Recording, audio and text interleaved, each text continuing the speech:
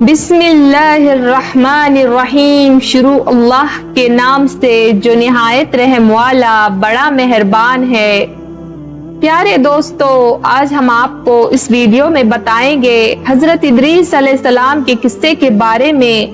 حضرت ادریس علیہ السلام جنہوں نے اس دنیا میں سب سے پہلے قلم، کپڑے اور ہتھیار بنا کر انسانوں کے لیے ترقی کے راستے ہموار کیے، لیکن آپ پر جو صحیفہ نازل کیا اسے بائبل سے الگ کیوں کیا گیا؟ دا بک آف اینوک ایک ایسا صحیفہ جو دنیا کی سب سے پراسرار کتابوں میں سے ایک ہے، کیونکہ اس کتاب میں حضرت آدم علیہ السلام کے پراسرار کہانیاں اور ایسے راز لکھے ہیں جو ہمارے پڑھے گئے تاریخ سے میل نہیں کھاتے۔ جوائنز، علم نجوم اور کوٹس اور خلائی مخلوق سے حضرت ادریس علیہ السلام کا جنگ کرنا، یہ تمام چیزیں اس کتاب کو پراسرار کتاب بنا دیتی ہے۔ کیا واقعی حضرت ادریس علیہ السلام نے خلائی مخلوق سے جنگ کر کے اس کتاب کو پراسرار مزید بنا دیتی ہے؟ کیا واقعی حضرت ادریس علیہ السلام نے خلائی مخلوق سے جنگ کر کے انسانیت کو بچایا تھا؟ اسلامی روایت اس کے مطابق کیا کہتی ہے؟ کیا ماڈرن سائنس کا سوال یعنی ایلینز اور پورٹلز کا حضرت ادریس علیہ السلام کی زندگی اور دور سے کوئی تعلق ہے؟ حضرت ادریس علیہ السلام اللہ کے تیسرے پیغمبر تھے۔ حضرت آدم علیہ السلام اور حضرت شیش علیہ السلام کے بعد نبوت پر منصب پر فائز ہوئے۔ آپ کی پیدائش ملک بابل میں ہوئی۔ دنیا میں سب سے پہلے حضرت ادریس علیہ السلام نے لکھنے، پڑھنے اور تعلیم حاصل کرنے کا درس دیا۔ آپ کا زیادہ تر وقت درس تبلیغ میں گزرتا تھا، چنانچہ لوگ آپ کو ادریس یعنی درس دینے والا کہہ کر پکارتے تھے۔ آپ علیہ السلام حضرت شیش علیہ السلام کے 5ویں نسل سے تعلق رکھتے تھے۔ مورخین کے مطابق حضرت ادریس علیہ السلام حضرت آدم علیہ السلام کے 500 سال اور حضرت نوح علیہ السلام سے 1000 سال پہلے پیدا ہوئے۔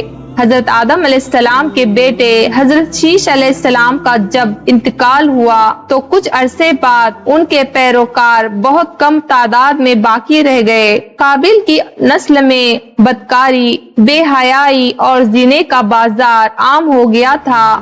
ہر طرف بتوں کی پوجا ہو رہی تھی، لہٰذا بنی اسرائیل کی ہدایت کے لیے اللہ نے حضرت ادریس علیہ السلام کا انتخاب کیا۔ نبوت سے سرفراز ہوتے ہی آپ نے بھٹکے ہوئے لوگوں کے درمیان دعوت و تبلیغ کا کام شروع کیا، لیکن وہ آپ کے دشمن بن گئے، اور جو لوگ حضرت ادریس علیہ السلام پر ایمان لائے ان لوگوں نے ان پر ظلم کرنا شروع کر دیا۔ لہذا حضرت ادریس علیہ السلام نے اپنے پیروکاروں کے ساتھ مل کر بابل سے ہجرت کرنے کا اعلان کیا۔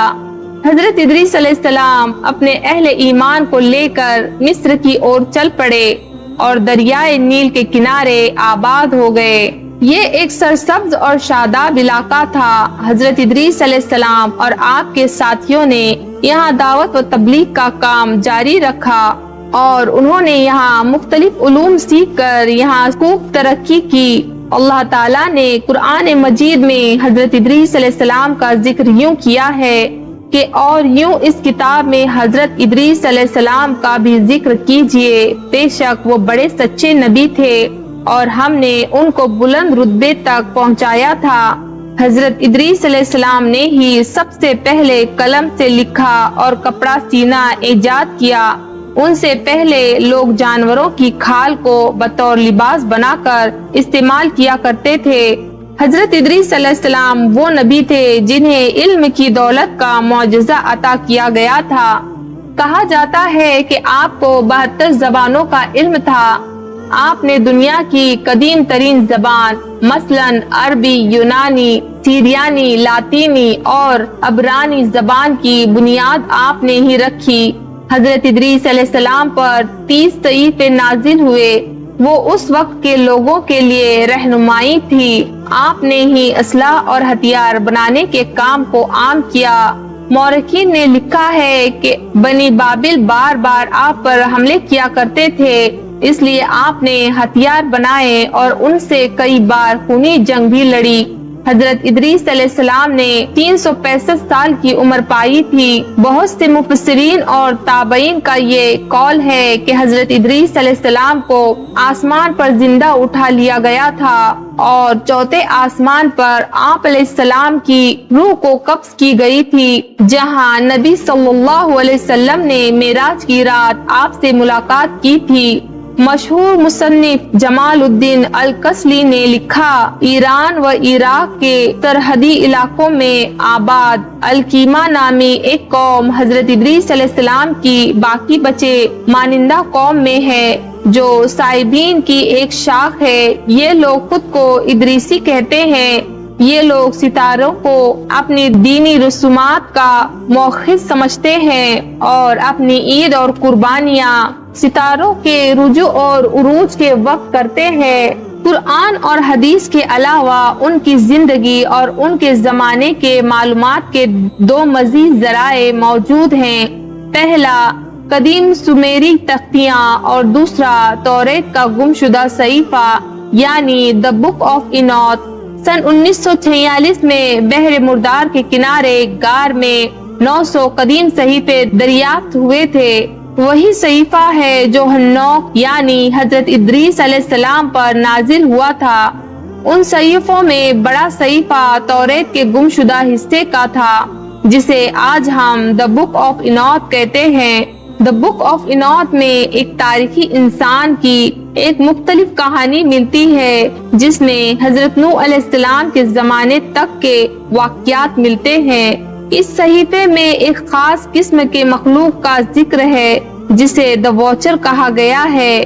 انجیل میں انہیں دی فالن اینجلز کہا جاتا ہے۔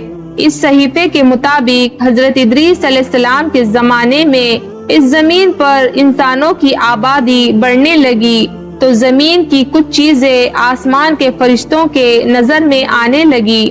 ان فرشتوں کو بنی آدم کی خوبصورت عورتیں بہت پسند آئی۔ وہ لمبے بالوں والی عورتوں کے دیوانے ہونے لگے، لہذا سینکڑوں فرشتے آسمانی راستے سے زمین پر آ گئے۔ انہوں نے ان خوبصورت عورتوں سے زنا کیا اور شادیاں بھی کی۔ اس دوران ان فرشتوں نے انسانوں کو علم نجوم یعنی ستاروں کا علم سکھایا۔ ان عورتوں نے جب بچوں کو جنم دیا تو وہ انسان نہیں تھے بلکہ عجیب و غریب دہیکل مخلوق یعنی جائنٹس تھے، جسے بائبل میں نیفیلیم کہا گیا ہے۔ اسلام میں بھی اس طرح کے لمبے قد والے دیو کا ذکر بھی جگہ بجگہ ملتا ہے۔ دی بک آف اینوت کے مطابق وہ فرشتے زمین پر اپنی حکومت قائم کرنا چاہتے تھے اور انسانوں کو اپنے تابع کرنے کی خواہش رکھتے تھے۔ دراصل اہل کتاب یہود اور نصارہ کا یہ عقیدہ ہے کہ ابلیس ایک فرشتہ تھا اور جب اللہ تعالیٰ کے حکم کی نافرمانی کی تو وہ مردود ہو کر ابلیس کہلایا، جبکہ قرآن اور حدیث کے مطابق ابلیس فرشتہ نہیں بلکہ ایک جن تھا۔ لہذا اس عقیدے کی غلط بنیاد پر توریت اور عیسائی لٹریچر میں ان مخلوق کو فرشتہ لکھا گیا ہے، جبکہ فرشتہ اللہ کے حکم کے تابعی ہوتے ہیں۔ نہ ہی وہ گناہ کر سکتے ہیں اور نہ ہی وہ نافرمان ہو سکتے ہیں۔ وقت گزرنے کے ساتھ زمین پر ان واچر کی آبادی بڑھتی چلی گئی۔ انہوں نے انسانوں اور جانوروں کو کھانا شروع کر دیا اور زمین میں خوب فساد ہوا، لہذا خدا نے زمین پر ایک فرشتہ بھیجا جس کا نام عزازیل تھا۔ اس فرشتے نے انسانوں کو ہتھیار بنانا سکھایا۔ اس نے ہی انسانوں کو سیاروں، ستاروں اور کائنات کے مطابق علوم سکھایا۔ اسی نے انوک یعنی حضرت ادریس علیہ السلام کو جنگ کرنے کے طریقے بھی سکھائے۔ جب ان واچر کے جرائم حد سے زیادہ بڑھ گئے تو اللہ کی طرف سے ان پر عذاب نازل کرنے کا حکم ہوا، لہذا وہ واچرز حضرت ادریس علیہ السلام کے پاس آئے اور انہوں نے اللہ سے اپنی سفارش کروائی، لیکن ان کی سفارش قبول نہیں کی گئی۔ اور آسمان سے جبرائیل اور میکائیل کی فوج نازل ہوئی۔ اس فوج نے ان کو زمین کے تہ میں دفن کر دیا۔ وہ 70 نسل یا قیامت تک یوں ہی دفن رہے گی۔ حضرت ادریس علیہ السلام کا ذکر قدیم سمیری تختیوں میں بھی ملتا ہے۔ ان سمیری ٹیبلٹس کے مطابق قنوق کے دور میں آسمان کے راستے اس زمین پر دوسری مخلوق آئی تھی جن کا نام انوناکی تھا۔ سمیری انہیں خدا مانتے تھے اور ان کی پوجا کیا کرتے تھے۔ ماڈرن ریسرچ کے مطابق انوناکی دراصل ایک ایلینز کی ہی ایک نسل تھی جو اس زمین پر آئی تھی۔ انہوں نے ہی انسانوں کو میٹل پروسیسنگ اور مائننگ کا کام سکھایا۔